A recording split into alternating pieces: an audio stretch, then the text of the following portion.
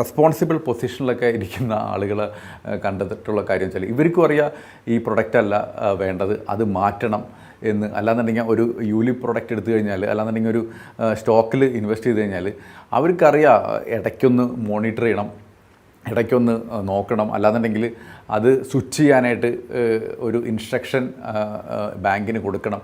പക്ഷേ ഇതൊന്നും ചെയ്യാനുള്ള സമയം ഇവർക്കില്ല. അപ്പോൾ ഇത് അവരങ്ങോട്ട് മറന്നു പോവും, അല്ലാന്നുണ്ടെങ്കിൽ നീട്ടി വയ്ക്കും. അങ്ങനെ അവസാനം ഇത് നടക്കത്തുമില്ല. ആ മെച്യൂരിറ്റി ടൈം ആകുമ്പോൾ അവർക്ക് വേണ്ട ഒരു റിട്ടേൺ അതിൽ നിന്ന് ഉണ്ടാക്കാനും പറ്റില്ല. അപ്പോൾ ഈ ഒരു സമയം സേവ് ചെയ്തെടുക്കാനും ആ എക്സിക്യൂഷൻ കറക്റ്റ് ടൈമിൽ ചെയ്തെടുക്കാനും ഒരു നല്ലൊരു അഡ്വൈസറുടെ സഹായത്തോടെ നിങ്ങൾക്ക് ചെയ്തെടുക്കാൻ പറ്റും. ഇതിൽ ഇൻവെസ്റ്റ് ചെയ്യുക എന്നുള്ളത്, ഇൻവെസ്റ്റ് ചെയ്യാനായിട്ട് ഒരു പോർട്ടലിൽ പോയിട്ട് ഇൻവെസ്റ്റ് ചെയ്യുക എന്നുള്ളതിലല്ല ഇമ്പോർട്ടൻറ്റ്, അത് മോണിറ്റർ ചെയ്യുക എന്നുള്ളതാണ് ഇമ്പോർട്ടൻറ്റ്. അത് മോണിറ്റർ ചെയ്യുന്നതോടൊപ്പം തന്നെ നമ്മൾ ഏത് ഗോളിനാണോ ഇൻവെസ്റ്റ് ചെയ്യുന്നത് ആ ഗോളിൻ്റെ ഡയറക്ഷനിൽ ഇത് പോയിക്കൊണ്ടിരിക്കുന്നുണ്ടോ എന്ന് നോക്കുന്നതാണ് അടുത്ത ഇമ്പോർട്ടൻ്റ് ആയിട്ടുള്ള കാര്യം. ഈ രണ്ട് സാധനവും ഒരു ഇൻഡിപെൻഡൻ്റായിട്ട് ഒരാൾ നോക്കിക്കഴിഞ്ഞാൽ മാത്രമേ നടക്കത്തുള്ളൂ. ഇത് നമ്മൾ എത്ര ഇൻവെസ്റ്റേഴ്സ് ചെയ്യുന്നുണ്ടെന്ന് പറഞ്ഞു കഴിഞ്ഞാലും അവരവരുടെ കാര്യത്തുമ്പോൾ മിക്കപ്പോഴും അവർ മോണിറ്റർ ചെയ്യണത് കറക്റ്റ് ആവില്ല.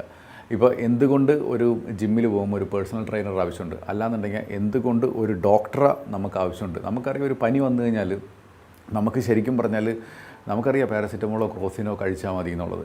പക്ഷേ ആ പാരസിറ്റമോളിലും ക്രോസിലും നിൽക്കുമോ എന്നറിയണമെന്നുണ്ടെങ്കിൽ ഒരു ഡോക്ടറുടെ സഹായം തന്നെ വേണം.